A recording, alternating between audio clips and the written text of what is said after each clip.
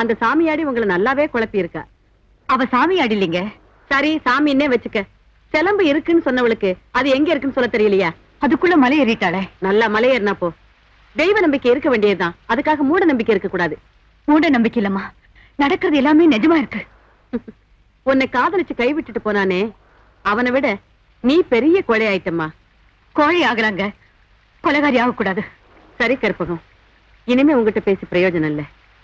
உன் தங்கச்சிய மருமகள் அடைகிற அதிர்ஷ்டம் எனக்கு இல்லைன்னு நினைச்சுக்கிறேன். நான் போயிட்டு வரேன். மேஜர்மா, என் தங்கச்சி தான் வேணும்னு நீங்க வற்புறுத்த காரணம் எங்க மேல நீங்க வச்சிருக்க அன்புதான்.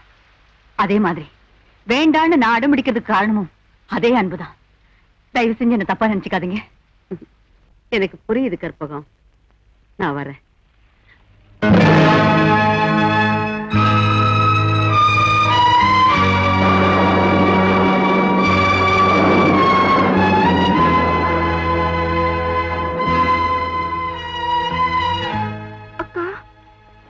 அடி பாவி, ஏண்டி இப்படி செஞ்ச? அந்த தெய்வமே சொல்லிச்சு, நீயும் கேட்டியே, அதுக்கப்புறமே ஏண்டி இப்படி செஞ்ச? அவ உங்க தங்கச்சி, இப்ப என் மனைவி. இவ உங்களை மோசம் பண்ணிட்டா ராஜா, அநியாயமா பழி வாங்கிட்டா.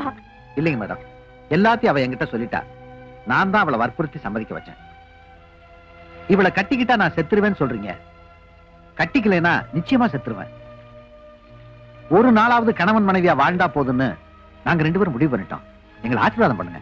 ஐயோ, என்னால எப்படி ஆசீர்வாதம் பண்ண முடியும்? தீர்காயுசாயிருந்து உங்களை வாழ்த்த முடியுமா? தீர்க்க சுமங்கலியா இருந்து இவளை வாழ்த்த முடியுமா? நீங்களே சொல்லுங்க மேஜரம்மா. நாம ஒண்ணு நினைச்சா தெய்வம் ஒண்ணு நினைக்குது பாத்தியா? இனிமே சொல்றதுக்கு என்ன இருக்கு? ஆக வேண்டியதை பாரு கற்பகம். ஆமா, நடந்து போச்சு. இதுக்கு மேலேயும் தப்பு நடக்க கூடாது. என் தங்கச்சி இங்கே விட்டுட்டு போயிடுங்க. புருஷன் பொண்டாட்டியை பிரிச்சு வைக்கிறது மகா பாவம் கற்பகம். அதை நான் பண்ண மாட்டேன். ஐயோ, அவங்க சேரக்கூடாதுமா. தெய்வம் உங்க மகனை தண்டிச்சிடும். தண்டிக்கிறவ தெய்வம் இல்ல கற்பகம், ரட்சிக்கிறவ தான் தெய்வம். எல்லாம் தெரிஞ்ச நீங்களே இப்படி பேசுறீங்களே. இதை பாரு கற்பகம், எனக்கு கூட இப்படித்தான் செவ்வாய் தோஷம், என்ன கட்டிக்கிறவன் செத்துருவான் நாங்க. அதனால யாரும் என்ன பொண்ணு பார்க்க கூட வரல. இவங்க அப்பா தான் ஜாதகத்தையே தூக்கி போட்டுட்டு தைரியமா என் கை பிடிச்சாரு. ஊரே பொறாமப்படுற மாதிரி நாங்க வாழல. இது தெய்வ குத்தங்க. தெய்வத்தை மீறி எதுவும் நடக்க கூடாதுங்க. மேடம், தெய்வம் நினைக்கிற மாதிரி தான் எல்லாம் நடக்கும் சொல்றீங்க. அப்படி பாத்தீங்கன்னா எங்க கல்யாணமும் அப்படித்தானே. ஆனா அந்த குழந்தை சொன்னதெல்லாம் நிஜம். அதை நாங்க எப்படி நம்புறது? இதுக்கு நான் ஆதாரத்தை காட்ட முடியும். ஆதாரமே இல்லாததுக்கு நாம ஏன் மேடம் அழட்டிங்கன்னா?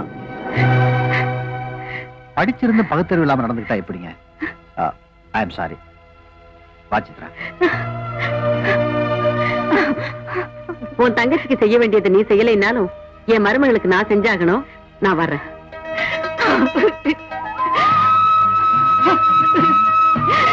அம்மா,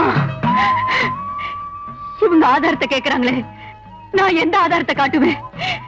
எல்லாத்துக்குமே நீதானம் ஆதாரம். அவங்க தெரியாம செஞ்சுட்டாங்க. அவங்கள தண்டிச்சிடாது.